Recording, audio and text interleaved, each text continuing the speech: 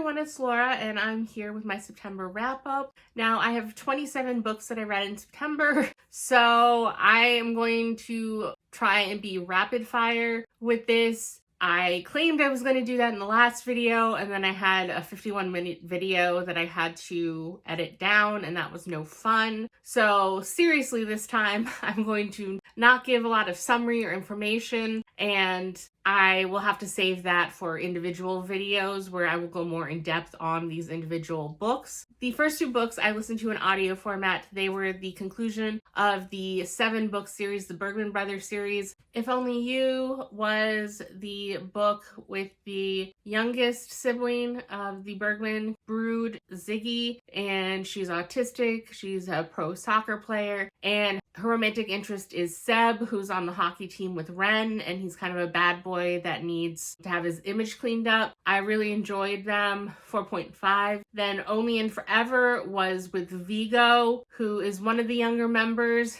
and he was always the one that I disliked the most in the other books, giving too much romantic advice to the other characters, whether they wanted it or not. So it was slightly different seeing things from his perspective, but I still wasn't completely won over by him. And his romantic partner was Tallulah, who is the sister of one of their family friends. I forget the name of Tallulah's sister. And she's very jaded and she has diabetes. So they go into that in the book about how difficult it can be to regulate her sugar. But overall, I gave 4. Then I listened to A Restless Truth, which was the second book in the Last Binding series after A Marvelous Light. And this is following Robin. He was one of the main characters in A Marvelous Light. It's his sister Maud. And based on one of Robin's visions, she's trying to go on this cross Atlantic trip, and she has a romance with a female character, Violet, on the trip. And you learn more about the magical mystery from the first book. I enjoyed this book, but not as much as A Marvelous Light, so I gave this a 4.25. Then The Heart Principle, which is the final book in the series, loosely interconnected, that has the Kiss Quotient and the Bride Test. And Heart Principle, it was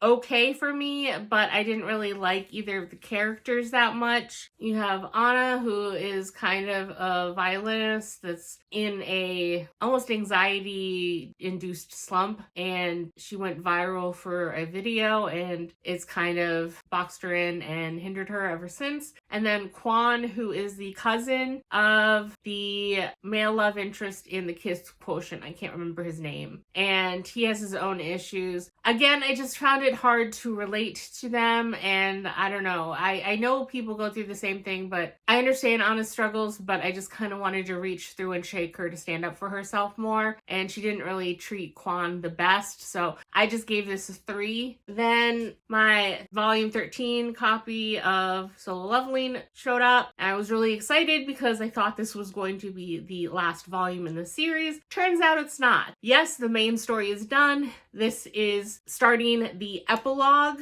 of what happens, but it wasn't all wrapped up in this book. So I have to wait for one more volume to come out before I can say that this series and my collection are complete. But yeah, like I said, I don't want to go into more details and spoil anything for anyone that might just be watching the anime or that is earlier in the story, but the entire story does wrap up in the end, and you see what happens to the world after the events of Solo Leveling. So I ended up giving this a 4.5. Then I really was focusing on a bunch of series. If you couldn't tell, I was trying to make progress in those, so I didn't have so many ongoing series. And yet another one was Truly Madly Magically, and this is the 3rd book in the Witch Lore series after Small Town Big Magic and Big Little Spells. And this is a 4-book series. By the time of filming this, I've completed this series, but the 3rd book follows Elowen and Xander, and those two characters have basically had a very prickly relationship the entire series. series, and I still prefer them over the first book. But out of the 3 that I've mentioned so far, the second book is my favorite. I gave this book a 4. Then I read Can't Spell Treason Without Tea, and I was worried about this one because people had said it was very similar to Legends and Lattes, and it is and it isn't. It gives very similar vibes, but obviously the story and the world and the characters are different. This is about Reina and Chianti and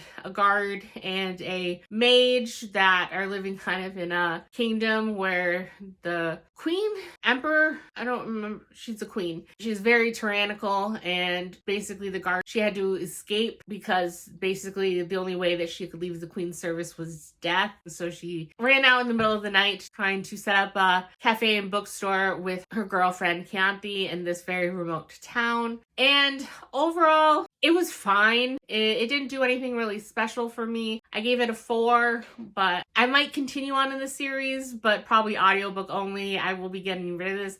I don't foresee it being a favorite series that I want to reread over and over again. Then I started a series called The Nest with Mr. Heartbreaker. And I forget what the female main character's name is, but she is basically friends with benefits with a hockey player. Her brother is a professional hockey goalie, and he just made her promise to never hook up or date any of his teammates. And so while she's having fun with this guy, Rowan, she doesn't think anything of it, only to find out that as she's realizing that they have actual feelings for each other, her brother is being traded to the team. And it's called The Nest because a bunch of players live in this one building, and the team is called the Falcons. So that's why they call it The Nest. And it was all right. It's not my favorite of the sports romance books that I've read, but it wasn't necessarily bad. So I was just listening to these as an audiobook. I will continue with the series. I have started listening to some of the others, but I don't think it's anything I'm going to go out of my way to purchase. But I gave this a 3.25. Then I did continue with Mr. Broody is the second book in the series. It's about a guy, Henry, and again, I can't remember the girl's name. It's not on the summaries that I'm reviewing for these books. I don't know why they don't include the girl names, but his high school sweetheart, they broke up about almost a decade ago, but they're still pining for each other. But since then, Henry has adopted this very adorable boy, and he's just kind of being a single dad while he's a professional hockey player. And his ex comes back into his life, and obviously that dredges up a lot of feelings, so it's kind of a second chance romance. And I like this one more than the first book. I gave this a 4. Then I started the Silver Pines series, which is kind of in the cowboy romance genre. And this is about Cecilia, Cece, who comes back to her family's ranch, and they're also kind of dealing with the death of her father and kind of refiguring out the equilibrium, but her being back brings up a lot of memories missing her father. But then she runs into Nash, who is a pro hockey player who I believe he's retired now, and he is trying to set up kind of a sports program and arena in the town. He was friends with her older brothers, and they have a romance going, and it was pretty good. But as far as cowboy romance goes, it wasn't my favorite, but I did kind of like the banter between them. I gave it a 4. And then I continued on in the series with Training the Heart, and this is Cece's brother Wade, and he is the one in charge of running Silver Pines now that their father has passed away. And Ivy is a new horse trainer, and Wade had a failed marriage, and his ex-wife causes a lot of trouble, and Ivy and him, they butt heads quite a bit at the beginning, but obviously feelings grow. I also gave this one a 4.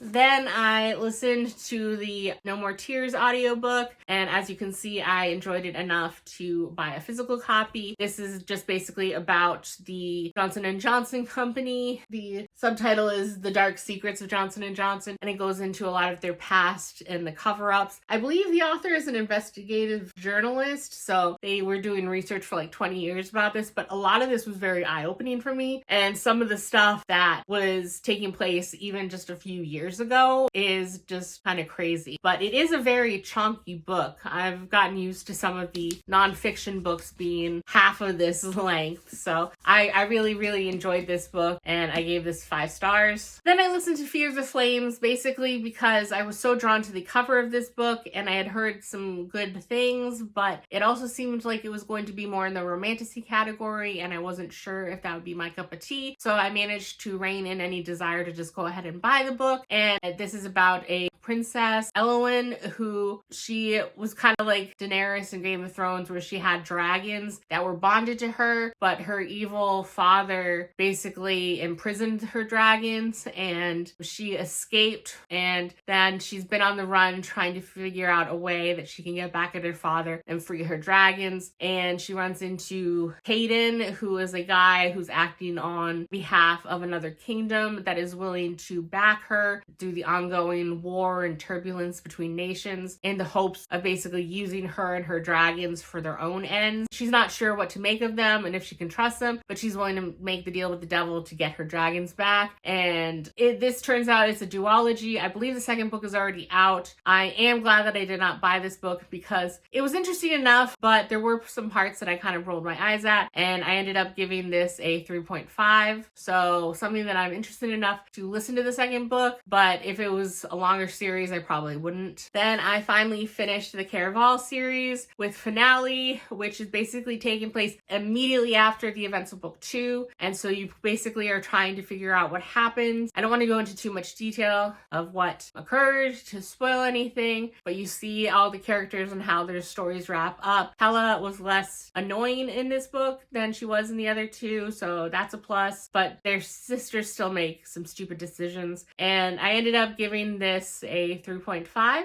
Then I listened to Small Things Like These because I've seen this cover everywhere. I've seen it on some lists. It was a very short audiobook, and it just seemed more of a short story about when people turn away from injustices and how one person can make a difference. And it was unusual, but it almost felt like a Christmas time teachable story, like a fable, or I can't think of the right word, but the story that has like a moral message behind it. But overall it was all right, but it wasn't anything special. Maybe I'm just not as sophisticated to understand what makes this so special that I haven't seen it everywhere. I ended up giving it a 3.5. Then I finally read all of It Happened in New Hampshire, which is a book I picked up about 2 years ago in the summer on vacation, and it's just about little facts and tidbits of interesting historical stuff that had happened here when president has visited, the founding of certain landmarks and sites that tourists visit, for example, the Cog Railroad up to Mount Washington and that type of thing. And so it was very interesting because a lot of this is not stuff that I necessarily learned in school, or some of the tidbits I might have learned on field trips when I visited some of these things, but being reminded of it all these years later was very interesting.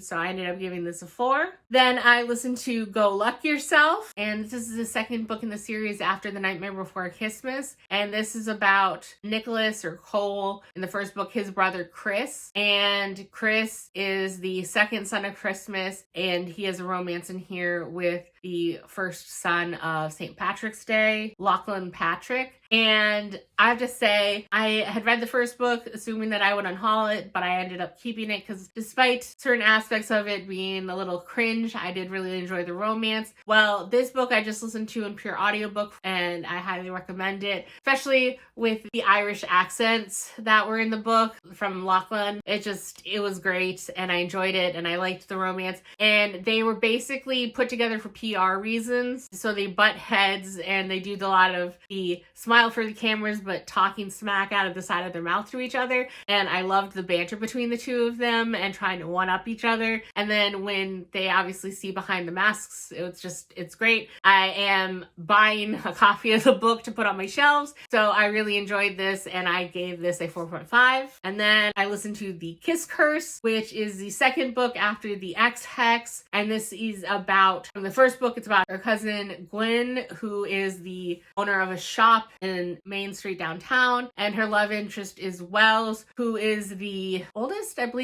brother of the male love interest from the first book, The X Hex. And he ends up opening a shop in downtown as well, so they kind of become rivals. I like this book more than I liked The X Hex, but still not my favorite witchy series, but it felt like the beginning of gearing up for Halloween, so I was excited to continue on the series, and I gave that a 4. Then I read A Werewolf's Guide to Seducing a Vampire, and this is about a very gentle werewolf who owns a plant emporium, and when he gets drunk after going to a friend's wedding, he orders this cheap crystal off of eBay that claims to have a vampire, and sure enough, when it appears, he holds it and he says the phrase and a vampire shows up, and the werewolf is Ben and the vampire is Eleanor, and she has been in the crystal for over 200 years. I forget exactly how long she's been there, but it's been a good 50 years or so since she was last out. She was last out in the 70s, so it's a lot of fish out of water, learning how to exist. And then Ben, as gentle soul, he wants to release her but doesn't know how, and comedy ensues. And it was a very weird, wacky book, and it was a fun time, but not something that I'm going to hold on to. I will be unhauling this. I gave this a 4.25. I am kind of curious about the other books in the series. I'm kind of bummed to find out, I believe this is the third book in the interconnected series. So there were callbacks to characters that, just based on how they appeared, I know that they were the ones in the other romance books, but I wasn't familiar with their stories, so it didn't really mean anything to me here. I am curious enough to maybe give those a listen if I can get the audiobooks for them. But again, I generally am fine with consuming any kind of paranormal witch, werewolf, vampire type thing, but it wasn't something that's outstanding to me. So good time, 4.25. Then I read The Kiss Countdown. I got this from Peace Love Books when she was doing an unhaul, and she had posted this, and I got this and a few other books from her. And this was just a really cute special edition that seemed very interesting to me. So it was for a really good price. So I bought it even though it hadn't been on my radar beforehand. And this is about Amory, who basically clings onto a stranger to look good in front of her ex. Turns out the stranger is an astronaut, and they begin fake dating for their own reasons, but it turns into a real romance. It was all right. I'm not sure if I want to hold on to it. It's a really cute edition, so if nothing else, I'm probably going to hold on to it for a while before I make a final choice of whether or not I want to unhaul it. But I don't know how much I would be drawn to reread it. There's so many great books out there that I still want to read for the first time that it takes something really special for me to want to hold on to a book that I could see rereading again. And so that's not anything necessarily against this book. It just didn't hit as something super special for me. But I did still have a really good time with it. I gave this a 4. Then I listened to Defect. This is in the Lightenverse after Finna. This is about the IKEA-like store, and this is about the worker Derek, who is basically, he lives for his job, but he gets sick one day and he calls in, and then he gets reamed by management the next day. And it goes in a whirlwind journey after that about there's weird monster-like furniture, and he's paired up with a team of other Dereks, and it was crazy, but I enjoyed this more than Finna because Finna was about exes that are forced to do a task together and come to self-realizations. This was a book just about Derek kind of finding himself and what he wants from the world. And I enjoyed this one more, but it was very, very bizarre because I honestly had no idea where this book would go. And it did not take it at all in any direction that I could have conceived. But I ended up giving this a 4. It was a wild ride, short audiobook listen. So recommend to anyone that might have listened to Finna, just enjoy the ride.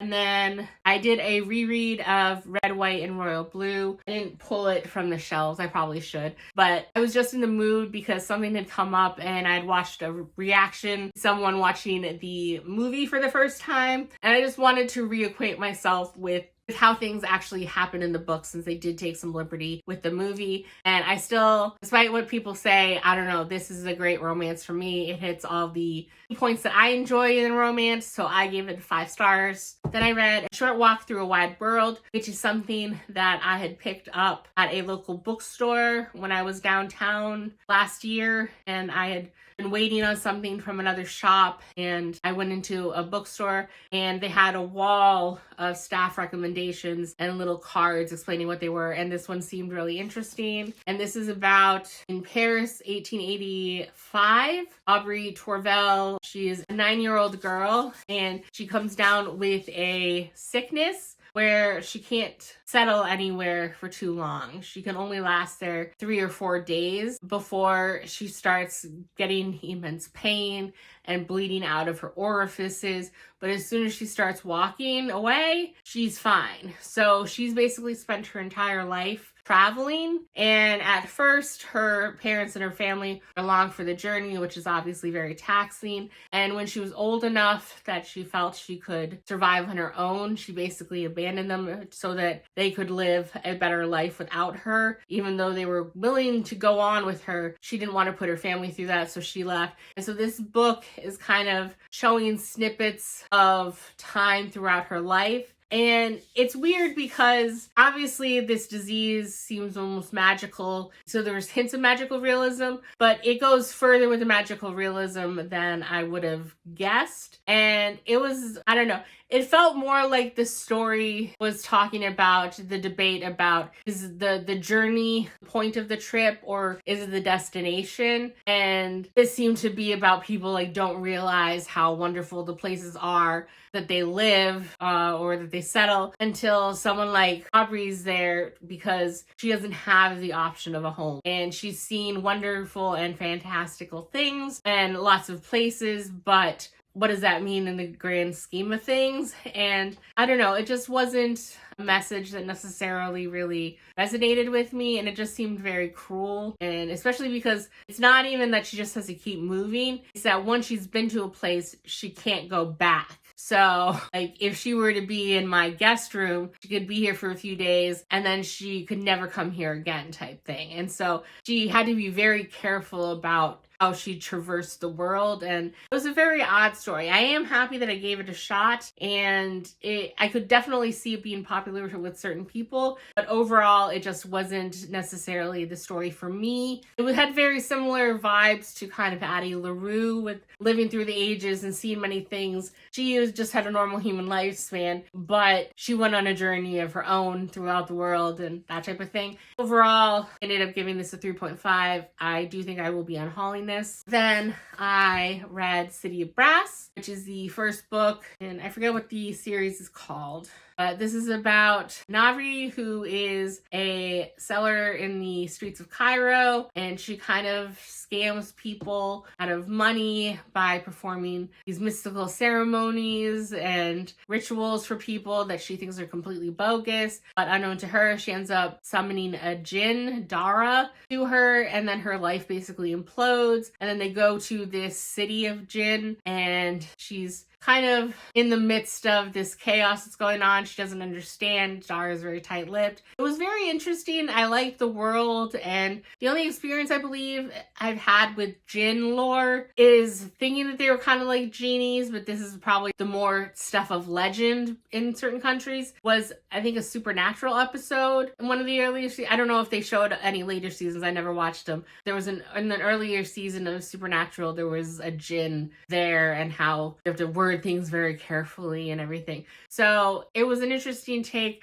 and you see the viewpoints of a few characters in here. There are people from the city that you see. It was a very interesting world, and I will be continuing on with some of the books. Another one, though, I'm not sure if I want to end up holding on to the entire series or not, but I will be continuing for now.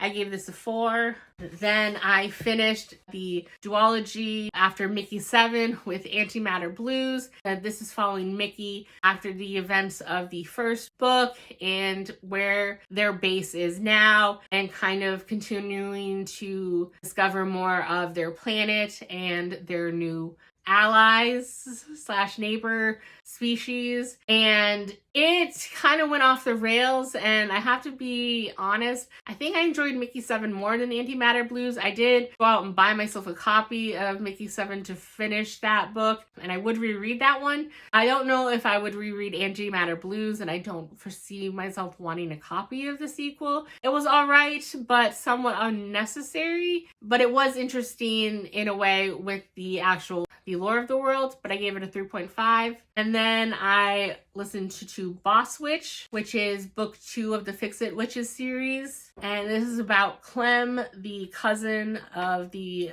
female character in the first book, who they run a tech repair shop because they're tech witches.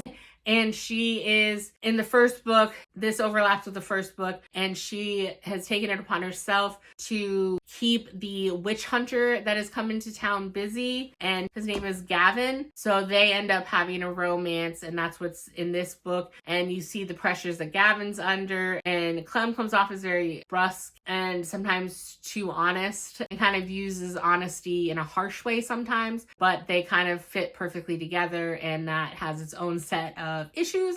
But I actually ended up really liking this and expanding the world of how magic works in there, and I ended up liking this. I liked the romance part of the first book more, but I liked the world building and overall plot of the second book better. So I ended up giving this a 4.